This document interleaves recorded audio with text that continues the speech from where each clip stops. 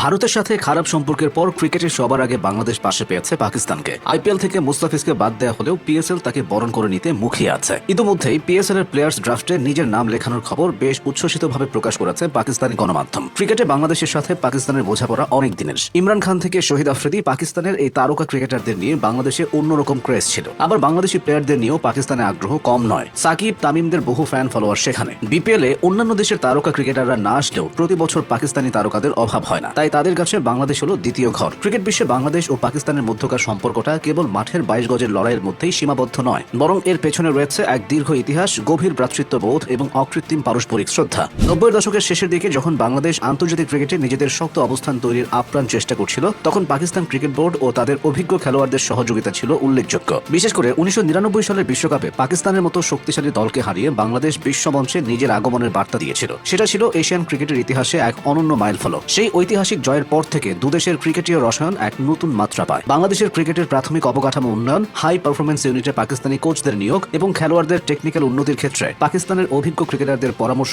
সবসময় গুরুত্ব পেয়েছে। বর্তমানে স্পিন কোচ সাকলাইন মুশতাক সবার মধ্যমণি। এছাড়া বাংলাদেশের ক্রিকেট অনুরাগী দর্শকদের মাঝে পাকিস্তানি ক্রিকেটারদের নিয়ে যে উন্মাদনা কাজ করে তা সত্যি বিরল। 00 দশক এবং তারপরে শহীদ আফ্রিদিদের দেখতে বাংলাদেশের স্টেডিয়ামগুলোতে উপচে পড়া ভিড় থাকত। এটা মূলত দুই দেশের অভিন্ন ক্রিকেটীয় সংস্কৃতিরই প্রতিফলন। সাম্প্রতিক বছরগুলোতে এই সম্পর্ক আরও পরিপক্ক হয়েছে। বিশেষ করে যখন পাকিস্তানে দীর্ঘদিন আন্তর্জাতিক ক্রিকেট বন্ধ ছিল, তখন বাংলাদেশ ক্রিকেট দলের পাকিস্তান সফর ছিল ক্রিকেটীয় ভ্রাতৃত্বের এক অনন্য নিদর্শন। 2020 সালে পাকিস্তানে 3টি টি20 এবং 2টি টেস্ট খেলতে সায় দিয়েছিল বাংলাদেশ। সে সময় পাকিস্তানে অন্যান্য দলগুলোর আসা যাওয়া স্বাভাবিক হয়নি। নিরাপত্তা ঝুঁকি উপেক্ষা করে পাকিস্তানের মাটিতে বাংলাদেশের সিরিজ খেলতে যাওয়া দুদেশের মধ্যে বিশ্বাসের ভিতকে আরো মজবুত করেছে। এর প্রতিদান হিসেবেও পাকিস্তান সবসময় বাংলাদেশের ক্রিকেটের পাশে দাঁড়ানোর চেষ্টা করে। বাংলাদেশের ঘরোয়া লিগগুলোতে, বিশেষ করে বিপিএল এ পাকিস্তানি খেলোয়াড়দের সরব উপস্থিতি এই লিগের মান যেমন বাড়িয়েছে, তেমনি দুদেশের খেলোয়াড়দের মধ্যে ব্যক্তিগত পর্যায়ের বন্ধুত্বকেও আরো দৃঢ় করেছে। মাঠের খেলায় দুই দল যখন মুখোমুখি হয়, তখন তাতে হাড্ডাহাড্ডি লড়াই থাকে ঠিকই, কিন্তু খেলার শেষে একে অপরকে জড়িয়ে ধরা অথবা অভিজ্ঞতা ভাগাভাগি করার দৃশ্যগুলোই ক্রিকেট বিশ্বের নজর কাড়ে। লিটন দাসের মতো ব্যাটারও বাবর আজমের কাছ থেকে পরামর্শ পেয়ে উচ্ছ্বসিত হয়েছিলেন। পাকিস্তানি কিংবদন্তি ক্রিকেটাররা প্রায়ই বাংলাদেশের ক্রিকেটের উন্নতির প্রশংসা করেন এবং সাকিব, তামিমদের মতো ক্রিকেটারদের প্রাধান্য দেন। ক্রিকেটীয় রাজনীতির ময়দানেও বাংলাদেশ ও পাকিস্তান অনেক ক্ষেত্রে একে অপরের বিশ্বস্ত মিত্র হিসেবে কাজ করে। এশিয়ান ক্রিকেট কাউন্সিল তথা এসিসি বা আইসিসির বিভিন্ন নীতি নির্ধারণী সভায় এশিয়ান ব্লকের শক্তি বজায় রাখতে